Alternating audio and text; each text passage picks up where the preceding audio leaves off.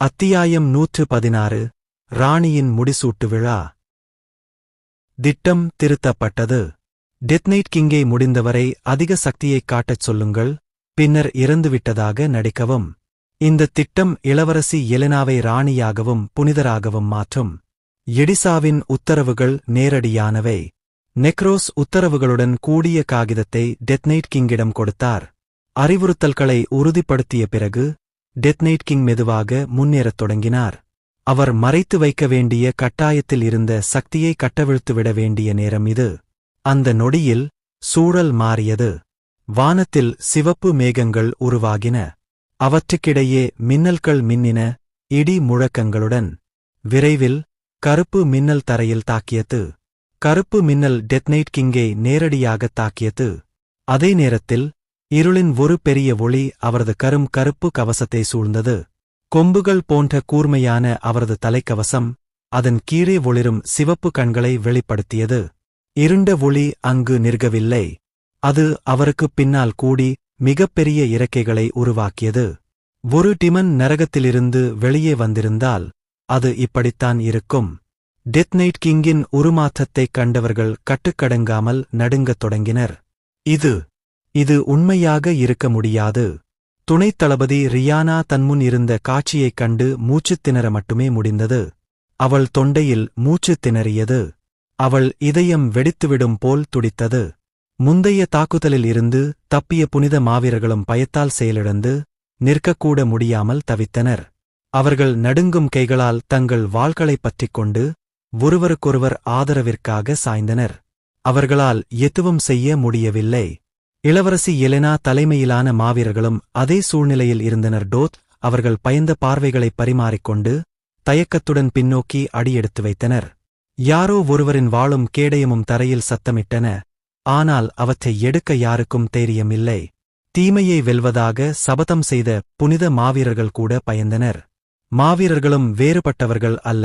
மரண பயம் அவர்களை மிகவும் பாதித்தது. இருப்பினும் இளவரசி எலெனா மனிதர்களிடையே விதிவிலக்காக இருந்தார். இளவரசி எலெனா திரும்பிப் பார்த்தாள். மாவீரர்களைப் பின்தொடர்ந்த குடிமக்களின் முகங்களைப் பார்த்தாள். ஆனால் இப்போது எல்லோரும் தங்கள் கண்களுக்கு முன்பாக இருந்த பயங்கரமான உருவத்தின் மீது உறுதியாக இருந்தனர். அந்த அதீத பயம் அவர்களை தப்பி ஓடுவது பற்றி யோசிக்கக்கூட முடியாதபடி செய்தது. மாறாக இளவரசி எலெனாவின் முகம் அமைதியாக இருந்தது. நிலைமை குறித்து அவளுக்கு விளக்கப்பட்டிருந்தது. சிறிது நேரத்திற்கு முன்பு ஒரு நிழல் இளவரசி எலெனாவை நெருங்கி வந்தது. அசுரனால் திசைதிருப்பட்டு அனைவரும் இளவரசியையும் நிழலையும் கவனிக்க முடியவில்லை. நிழல் புத்திசாலித்தனமாக அவளுக்கு ஒரு குறிப்பைக் கொடுத்தது. குறிப்பில் எடிசாவின் வார்த்தைகள் இருந்தன. அந்தக் குறிப்பை விரைவாக படித்ததும் இளவரசி எலெனாவின் கண்கள் விரிந்தன. அவர்கள் உண்மையில் ஒரு 7- நட்சத்திர உயிரினத்தை வரவழைத்தார்கள் என்று நினைக்கிறீர்களா? அந்த குறிப்பு தனக்கு முன்னால் இருப்பது டெத் நைட் கிங் என்று பெயரிடப்பட்ட 7 நட்சத்திர நிறுவனம் என்று அவளுக்குத் தெரிவித்தது. இளவரசி எலெனா உண்மையிலேயே ஈர்க்கப்பட்டார். எடிசா எப்போதும் பேசும் அந்த மகத்தானவரை அவள் குறிப்பாகப் போற்றினாள். அவ்வளவு மகத்தான சக்தி. இது எந்த தேசத்தாலும் அடைய முடியாத ஒன்று. டிமன் உலகில் வசிப்பவர்களால் கூட அணுக முடியாத ஒரு மகத்தான சக்தி. எலெனா அதிகாரத்தை விரும்பினாள். அதனால்தான் அவள் எடிசாவுடன் ஒரு ஒப்பந்தம் செய்தாள். இது எவ்வளவு சக்தி வாய்ந்தது! அதன் வலிமையின் அளவை அவளால் கூட புரிந்து கொள்ள முடியவில்லை.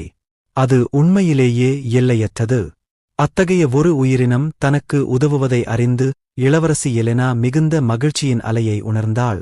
அரச குடும்பத்தில் நுழைவதற்கு முன்பு அவள் குழந்தை பருவத்தில் இருந்த ஒரு காலத்தை அவள் நினைவு கூர்ந்தாள். அவள் ஒரு சாதாரண பெண்ணாக இருந்தால் ஒரு காலத்தில் தெருக்களில் ஒரு நாடகத்தை பார்த்தாள். அந்த நாடகம் ஒரு இளவரசனுக்கும் இளவரசிக்கும் இடையிலான காதல் கதையை சித்தரித்தது.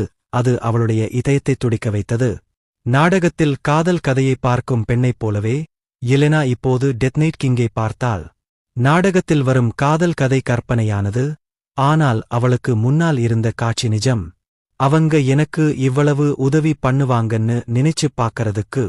இளவரசி எலெனா ஏற்கனவே ஆர்ச்லிச் மற்றும் துல்லாஹன் மூலம் குறிப்பிடத்தக்க அங்கீகாரத்தைப் பெற்றிருந்தார். அரக்கர்கள் அவளை அணுகும்போது அவளுடைய மாவீரர்களும் டெய்கரும் அவர்களைத் தோற்கடிப்பார்கள். எல்லாம் முன்கூட்டியே திட்டமிடப்பட்ட ஒரு ஸ்கிரிப்டின் ஒரு பகுதியாகும். இது இளவரசி எலெனாவின் வெற்றியை உறுதி செய்தது. அவளுடைய வெற்றிகளைக் கண்ட குடிமக்கள் உற்சாகத்தில் அவளுடைய பெயரைக் கொண்டாடுவார்கள். அவளுக்கு ஏற்கனவே ஏராளமான ஆதரவு கிடைத்திருந்தது.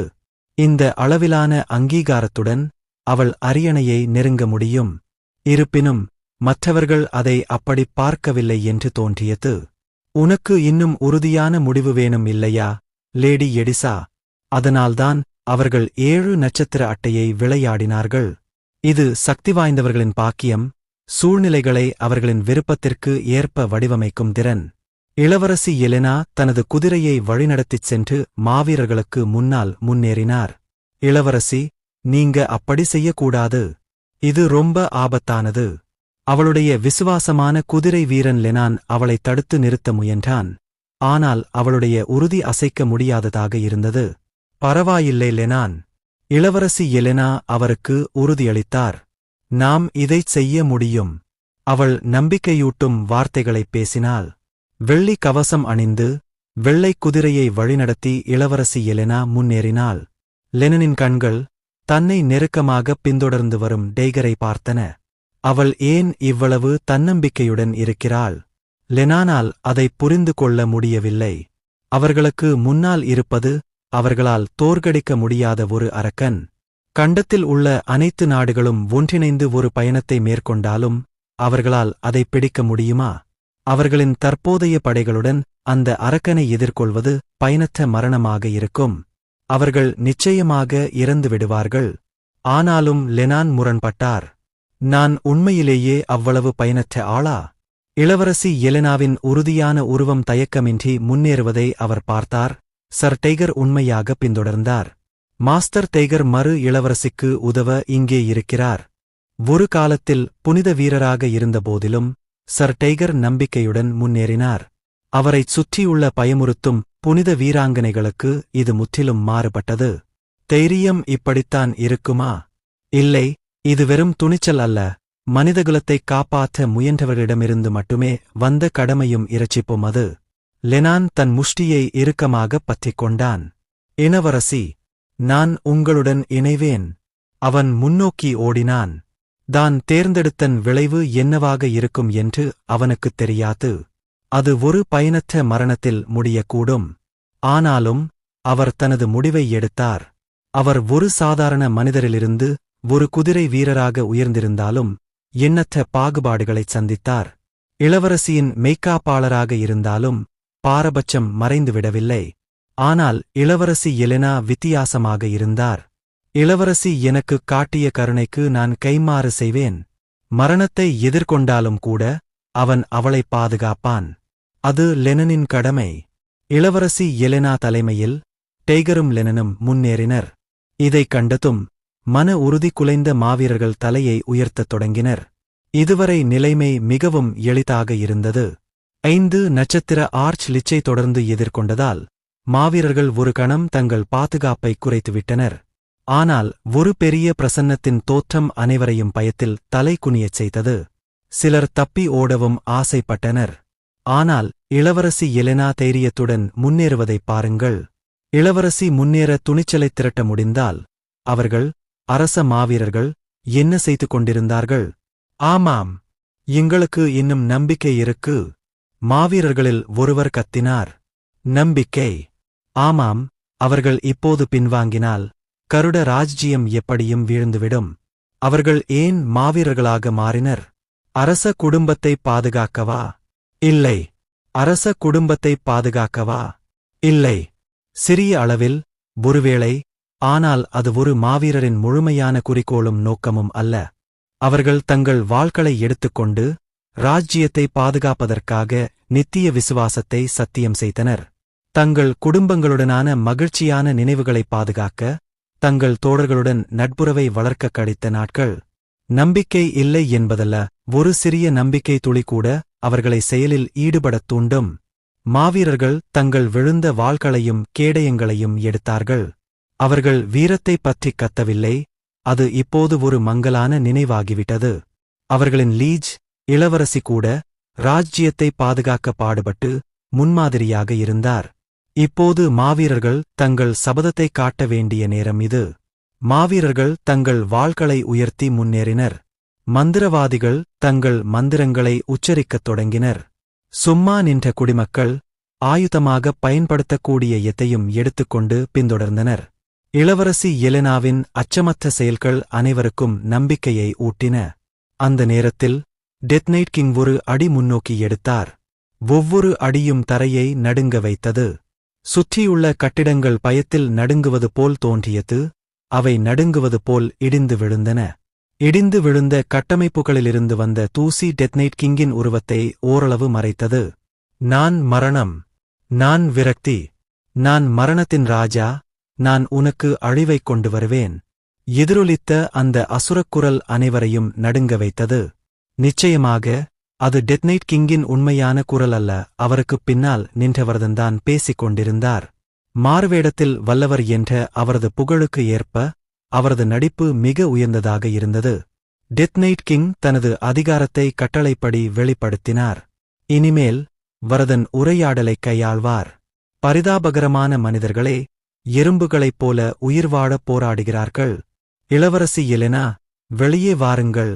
வரதனின் வரிகளைக் கேட்டதும் நெக்ரோஸ் தலையைத் திருப்பிக் கொண்டான். அசுரனுக்கு இளவரசி எலெனாவை ஏன் தெரியும்?